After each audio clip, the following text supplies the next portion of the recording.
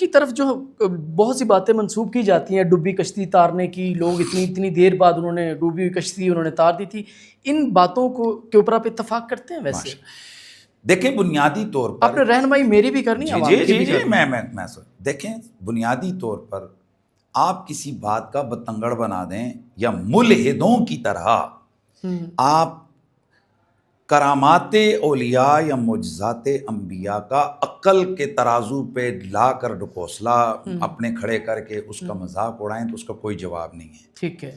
وہ تو پھر آپ کو یہ بھی عقل ثابت کرے کہ پھر ایک ڈنڈا لگے تو دریا دو ٹکڑے کیسے ہو سکتے. اللہ اکبر. ٹھیک ہے. اوکے. پھر آپ کو یہاں بھی ایک عقل استعمال کرنی پڑے گی کہ جناب وہ ہزاروں میل دور کا تخت جو ہے نا وہ پل بھر میں کیسے آ سکتا ہے. ٹھیک ہے.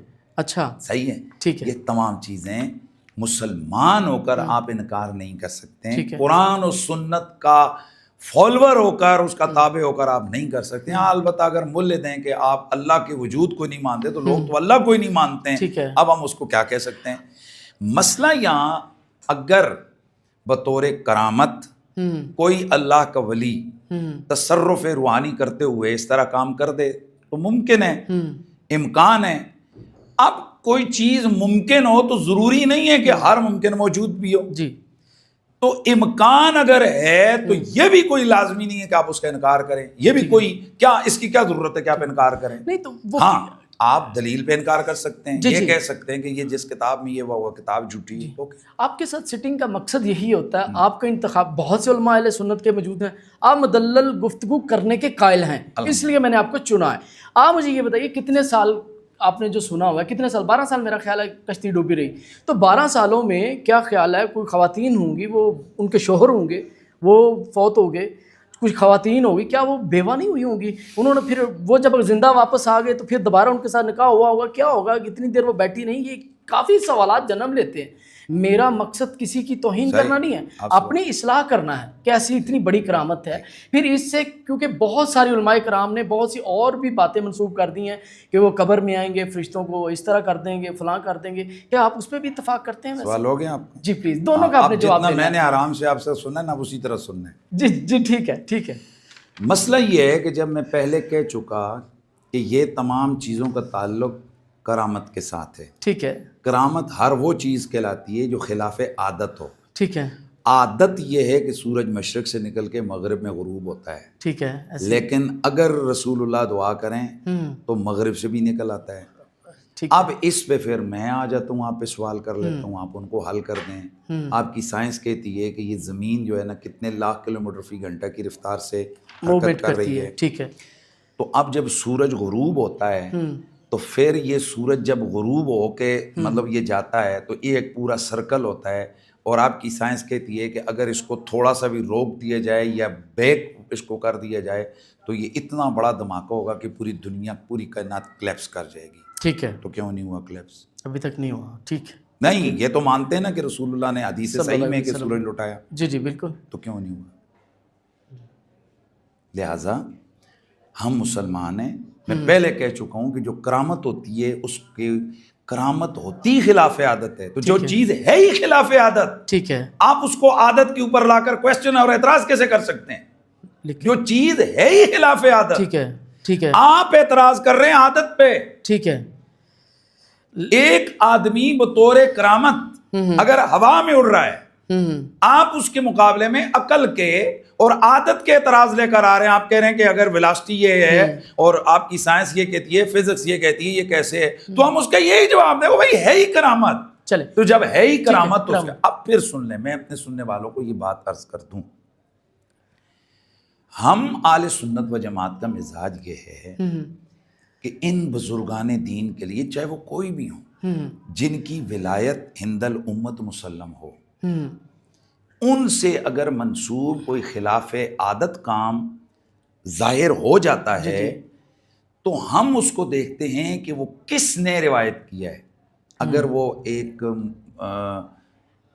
پوری شہرت اس کو ایک علاقے ایک زمانے کے لوگوں کی طرف سے ہو جاتی ہے، یا کوئی مستند بزرگ ان کو اپنی کتابوں میں وہ محدثین و ائمہ جس طرح وہ باقی حدیثیں لکھتے ہیں وہ لکھ دیتے ہیں، تو ہم کہتے ہیں چونکہ عادتاً اس کا ہونا بطور کرامت ممکن تھا، لہٰذا اگر کسی نے مان لیا تو ٹھیک ہے، اس پر نہ ہم حلال کو ثابت کرتے ہیں، نہ حرام کو ثابت کرتے ہیں، نہ کوئی حکم ثابت کرتے ہیں، بس جسٹ اس اللہ کے ولی کی محبت اس میں دل میں آتی ہے، یار اللہ نے اس کو یہ شان دی تھی، بس اتنی سی بات ہوتی ہے۔ اچھا، اب آپ اسے خلاف عادت سمجھیں گے یا خلاف شریعت سمجھیں گے کہ یہ ایک بندہ ایک واقعہ بیان کر رہا ہے کہ فرشتہ آتا ہے اس کو تھپڑ مار کے بھجوا دیتا ہے، جس کی میں وضاحت کر دوں گا، اس کو آپ اس کو فرشتے کو پکڑ لیا، اس کو آپ خلاف شریعت سمجھیں گے یا خلاف عادت؟ میری بات سن، کتنا بڑا افسوس ہے مجھ پہ نہیں، میں جرنا آپ پہ بھی اور سب پہ بھی ہے نہیں، ایکچولی میرے پاس وہ چیز آئی تو پھر میرے ذہن میں یہ سوال آیا کہ ہو سکتا ہے میرے لیے بھی شیخ عبد القادر جیلانی رحمۃ اللہ علیہ آئیں گے، ہیلپ کریں گے، فرشتہ آئے گا، کوئی سزا دینے لگے گا، اس کو واپس موڑ دیں گے۔ فوراً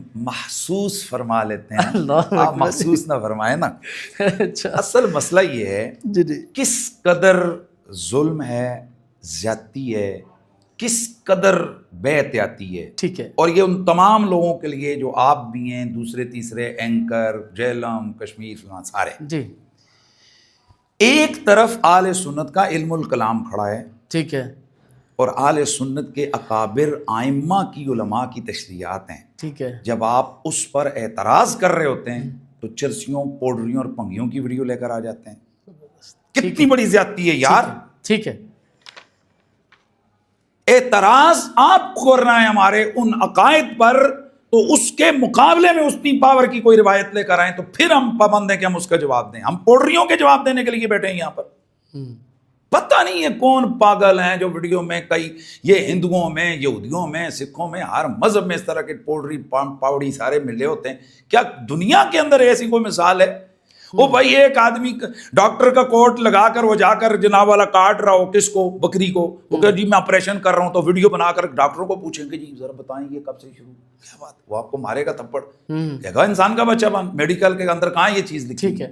یہ جو کر رہا ہے یہ پاوڑی جاہل آدمی کر رہا ہے۔ اسی طرح جو پوڈری، جو چرسی، میں حیران ہوتا ہوں، کام پوڈری کر رہے ہیں۔ سوال حنیف قریشی سے، سوال احمد رضا بریلوی کے افکار والوں سے، ٹھیک ہے، ہم پہ یہ سوال کرو کہ احمد رضا بریلوی نے یہ لکھا ہے، آپ کا عقیدہ آپ کی کتابوں میں یہ ہے، اس کو قرآن و حدیث سے ثابت کرو، میں حاضر ہوں۔ لیکن مفتی صاحب آپ کا غصہ درست ہے، لیکن یہ بھی چیز آپ دیکھیں نا، وہ جو یہ عمل کرنے والے، ان کو دعوت دے کے ممبروں پہ بٹھانے والے، وہ اہل حدیث نہیں ہیں، دیوبندی نہیں ہیں، شیعہ نہیں ہیں، وہ کون ہیں؟ اہل سنت والجماعت حنفی بریلوی ہیں، ان کی مساجد ہیں، ان کے مزارات ہیں۔ اصل مسئلہ یہ ہوتا ہے جو چشمہ ہوتا ہے نا، چشمہ جی، وہ چھوٹا سا ہوتا ہے، اس میں اگر تھوڑا سا بھی کوئی تنکا شنکا آیا یوں کر کے نکال کے پھینک دیتے ہیں،